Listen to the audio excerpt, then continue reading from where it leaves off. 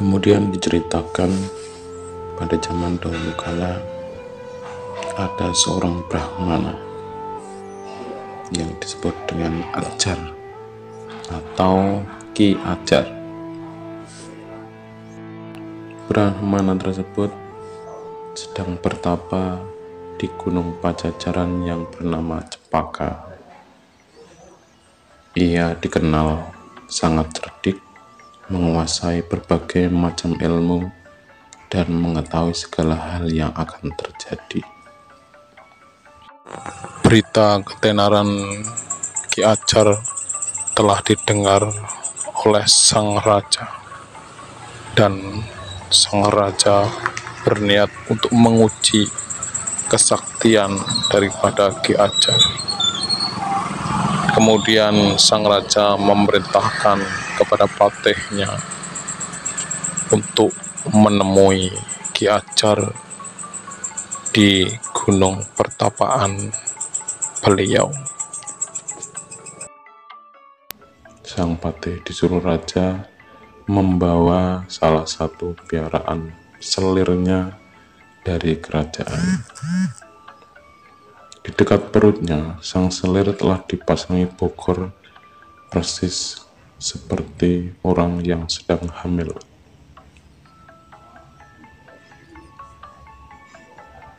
Dan Ki Ajar disuruh untuk menebak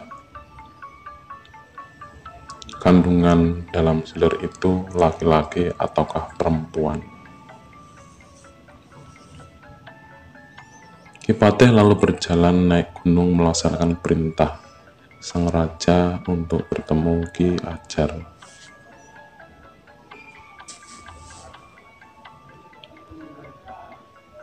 Ki Ajar sadar bahwa ia sedang dicobai kepandaiannya oleh sang raja. Kemudian Ki Ajar menebak bahwa kandungan sang perempuan itu kelak apabila lahir akan menjadi seorang laki-laki. Ki Patih segera lapor kepada sang Prabu. Sang Prabu sangat suka hatinya dan bahagia. Ternyata Ki Ajar telah dibohongi oleh sang raja.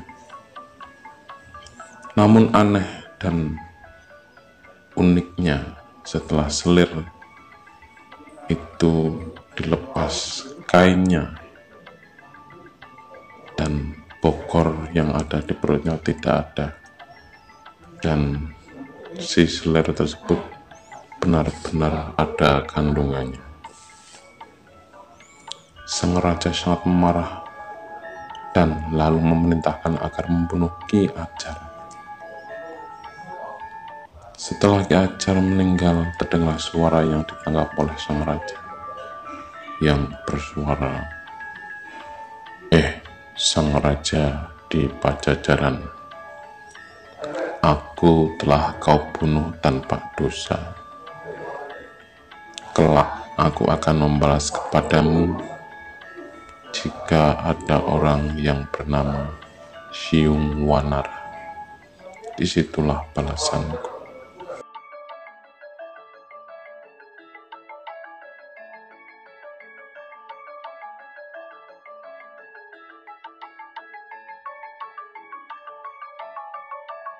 Selang beberapa waktu kemudian, negeri Pajajaran terkena bencana besar-besaran.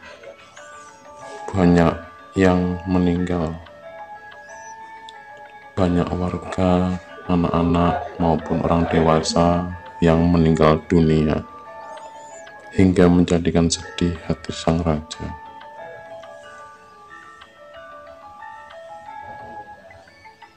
Lalu sang raja memanggil para ahli nujum untuk menolak dan memagari bencana yang terjadi di negerinya. Sembah para nujum kepada sang raja supaya sang raja bersukaria. Makan yang enak-enak. Selesai makan lalu meniduri orang perempuan sang selir tersebut. Itulah yang menjadi penolak dan pakar dari negerinya sang raja untuk menolak bala bencana. Tetapi kelak sang raja akan menemui celaka, dibunuh oleh putranya sendiri yang lahir dari istri selir tersebut. Sang raja melaksanakan petunjuk daripada para nujum tersebut. Selesai bersukaria, makan enak, sang raja mabuk berat lalu meniduri selir yang telah hamil.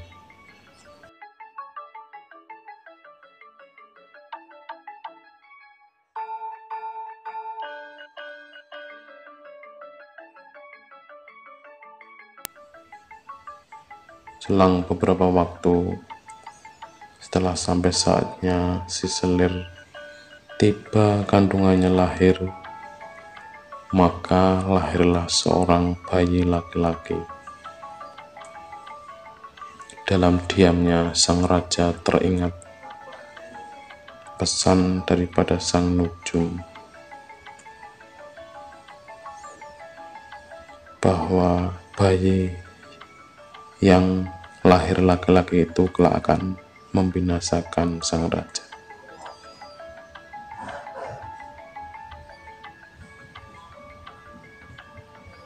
Kemudian sang raja memberinya racun kepada sang bayi, tetapi tidak mempan. Mau dicapik-capik, tetapi para emban menghalang-halangi. Kata para emban, bila sang raja ingin tetap membunuh dan bersikukuh membunuh bayi itu, maka sebaiknya dimasukkan saja ke dalam kotak, dibuang ke sungai Karawang. Sang raja lalu menyetujui. Bayi laki-laki tersebut dimasukkan ke dalam tebelak atau kotak atau peti mati, kemudian dibuang ke sungai Karawang.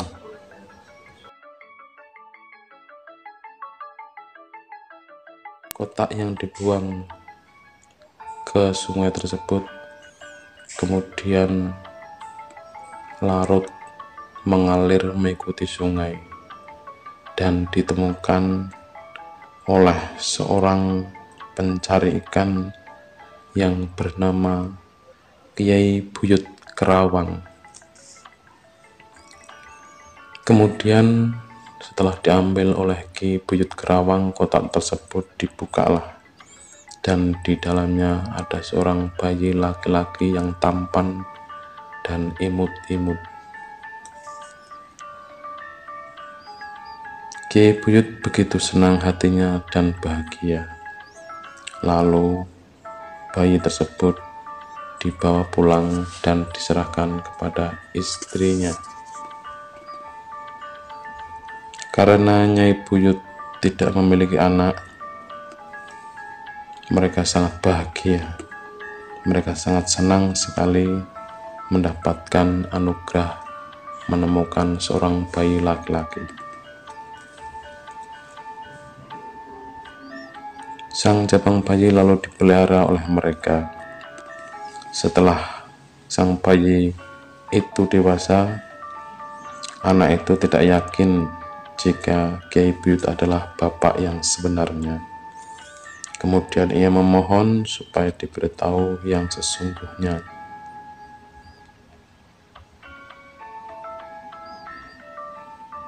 Sang Kiai terdiam lama dan berpikir untuk memuaskan keinginan anaknya itu. Kemudian sang Kiai berdusta, mengatakan bahwa ia punya saudara sedang bertapa di tengah hutan yang tahu atas segala hal yang belum terjadi. Hal itu dapat melegakan atas sesuatu yang ditanyakan tadi. Dalam batin Kiai Buyut berkata, rasanya tak mungkin terlaksana anak itu datang dan memasuki ke tengah hutan, sebab terlalu jauh. Tetapi dugaannya ternyata meleset. Anak itu malah minta diantar ke sana oleh Ki Buyut. Dalam perjalanannya menuju hutan untuk menemui saudara dari Kiai Buyut tersebut, mereka berdua melalui hutan, melalui perkampungan,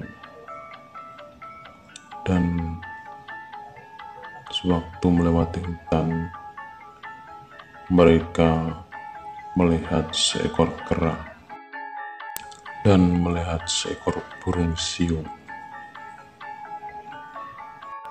Lalu anak itu bertanya kepada Kiai Buyut tentang nama binatang-binatang tersebut. Kemudian sang Kiai Buyut pun menjawab bahwa burung itu adalah burung siung.